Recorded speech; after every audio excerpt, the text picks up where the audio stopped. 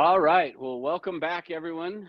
Thanks, Rebecca, for putting in some gratitude there in the chat box. I appreciate that. I'm with you. I appreciate those who have led the way before us to give us some great insights into things that will help us grow. So awesome.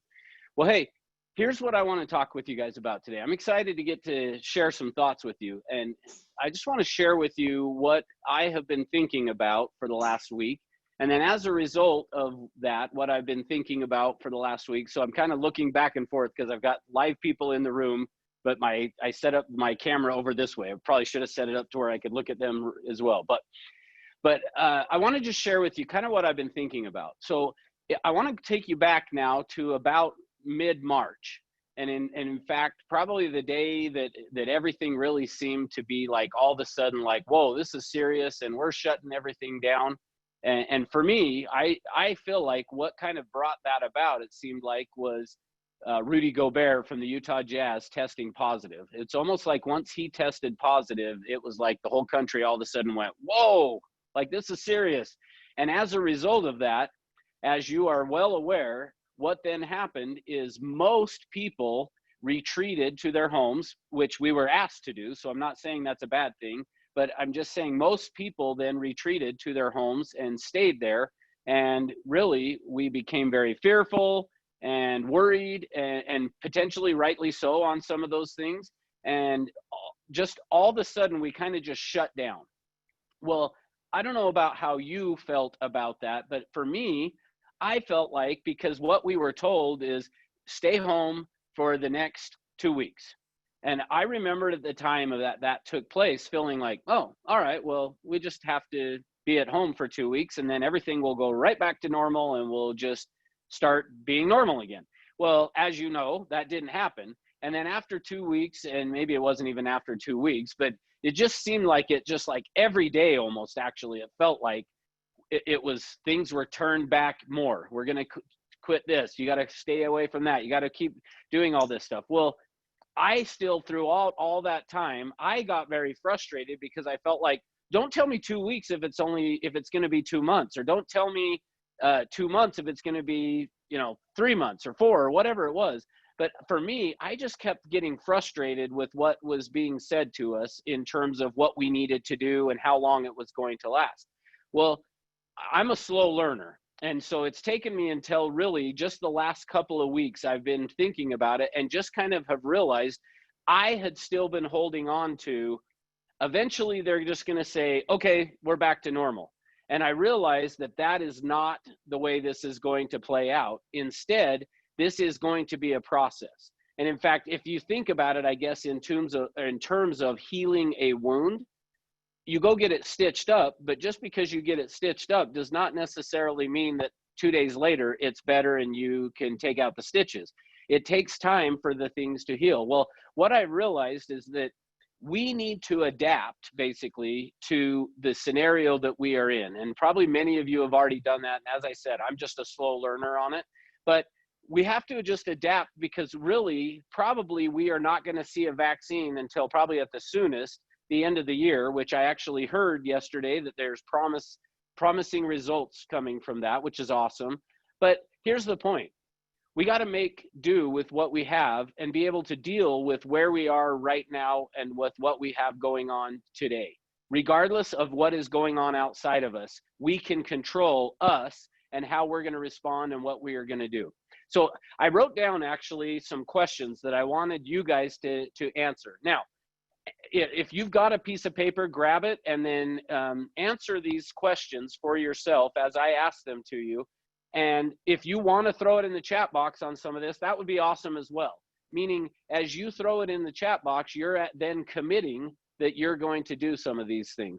And so here's what I wanted to do. So I've written down, what do you want to achieve in the next 90 days? Now, don't necessarily answer that question, but I'm going to ask you a bunch of questions related to that. So what do you want to accomplish in the next 90 days?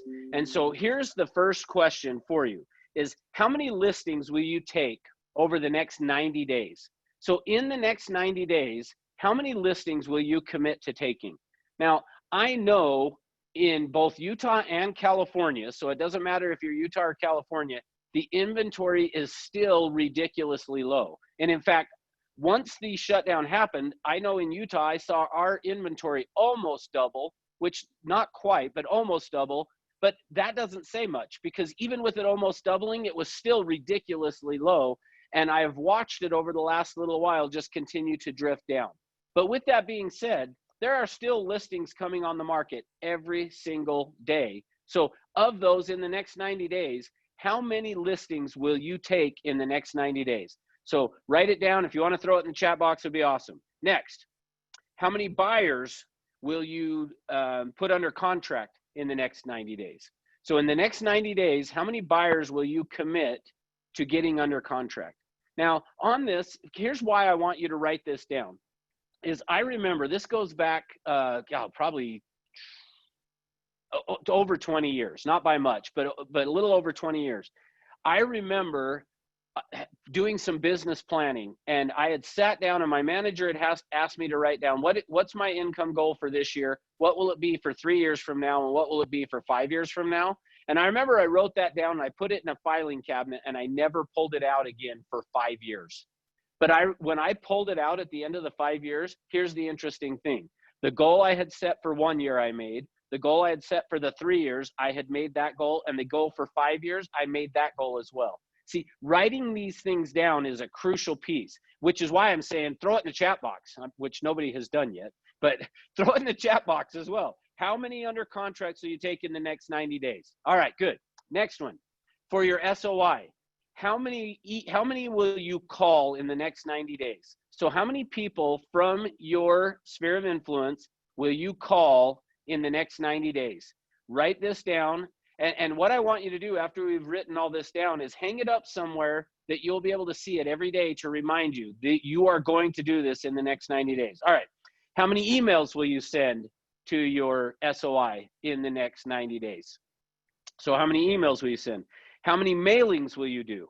Now, I don't know about you guys, but just recently, in fact, twice in the last about 2 weeks, when I went and got the mail, which only happens about twice in 2 weeks, but when I went and got the mail, there were 2 times that I had handwritten envelopes in there with something that somebody had sent to me. And I remember when I saw that, like, I got a little bit excited about that, because how often are you getting that in the mail anymore? Typically, it's all pre-printed stuff. We don't get handwritten things. So how many will you mail to your SOI? And then the next thing, so the next one I want you to write down is, how many appointments will you set in the next 90 days? So how many appointments will you set? So if you're going to do X number of buyers and X number of listings in the next 90 days, how many appointments are you going to have to set in order to do that? So write down how many appointments you'll set. Now, here's the thing. There are 90 days. What if you did this? And this is what I wrote down. What if you set 90 appointments in the next 90 days, which is essentially 1 a day, which doesn't allow for you to take a day off. So some you may have to do 2 appointments, but let's just say you did 90 appointments in the next 90 days. And of those, let's say you attended 45 of them. So only half you actually ended up going on. If you attended 45 of those, and then let's say that's 24 of those, so almost half of those again, only were to sign a contract with you, would be 24. And let's say 80% of those close, would be 18 transactions in the next 90 days. Now, here's the question for you. What would it do for your life if you closed 18 transactions in the next 90 days? What would that do for you? See, you might want to write that down, is what is that going to do for you in the next 90 days if you were able to close 18 transactions? How would that change your life? Write that down. All right, next. The next thing I want you to do is, now that we've written that down, how are you going to be held accountable to this? So who are you going to have hold you accountable to doing these things? Who will you give this to? I can see a few people now. Patrick and Yvette threw in some stuff in the chat box, which is awesome. But decide, who are you going to hold you accountable? Get with somebody, an accountability partner, and have them hold you accountable to, hey, this is what I want to accomplish in the next 90 days, and I need you to hold me accountable to do it. Now, here's the thing. If you are a newer agent, or you are not doing the type of production currently that it is that you think it's reasonable that you're going to do 90 appointments in the next 90 days. Instead, maybe you look at it this way. And here's the other thing that I wrote down is when you don't have a high skill set, you should focus on a number of hours prospecting. See, those of you that don't have a high skill set, what I want you to do is maybe for the next 90 days, you're going to say, look, I am going to prospect for 3 hours every single day. Just like we talked about in the 12 steps of the Summit of Success, make 30 contacts every day. See, it's typically going to be somewhere in that 8 to 12 contacts per hour. So if you did 3 hours worth of prospecting, so those with a lower skill set, hold yourself accountable to, I'm going to do a certain number of hours. Now, as your skill set improves, then from there you can change it to, okay, now I'm going to get a set number of contacts per hour, which, like I just said, is really your objective should be the 30 contacts per hour. And then as your skill set improves from there is when you want to say, okay, now I prospect until I set X number of appointments. Is it 1, 2, 3, whatever that looks like for you, but really make them real appointments. And here's what I mean by that is occasionally I will see agents and I will hear agents say, hey, I set an appointment today. And then as I talk to them about the appointment that they set, what ends up happening is they say, well, I'm supposed to call them back and then we'll figure it out. Well, in my book, for me, and this is again where I'm saying, depend on skill set, this may change. But for me, an appointment is a date, a time, and a place and a purpose, meaning all 4 of those things are nailed down, not a, I'm going to have to call you back later and we'll figure it out. In my mind, that's not an appointment. And so you decide for you what you're going to classify as an appointment, but you almost have to draw a line in the sand of saying, this is what an appointment is to me. And if it does not meet that criteria, I did not set an appointment. See, let me tell you what I mean by that. For me, what happened was early on in my career, when I first decided I was going to set 1 appointment every day and I would not go home, I went home and told my wife, I will not come home tomorrow until I have set an appointment. Now, what happened though is that on the days that I was having a hard time setting an appointment, early on, I figured out that I could call up a for sale by owner and just say, hey, could I come out and take a look at your home? I might have a buyer that's interested in it. And they would say, yeah, you can come out and do that. And then I would hang up and go, oh, okay, good. I got my appointment for the day. Well, it didn't take me very long to then figure out that I was really lying to myself. And so what happened is I created, and one of my main mantras that I live by in my life, and you probably heard me say it before, and you're going to hear me say it 100 other times, but is power comes out of telling the truth. Power comes out of telling the truth. What that means is you have to tell yourself the truth. See, I'm not referring to power comes out of telling the truth, meaning when you talk to other people, although that does apply. But what I mean by that is what we tell ourselves up here in our brain. If you will tell yourself the truth, there is power in that. See, if you lie to yourself that, hey, I called up a for sale by owner and just said, I want to come out and look at your home because I might have a buyer for it.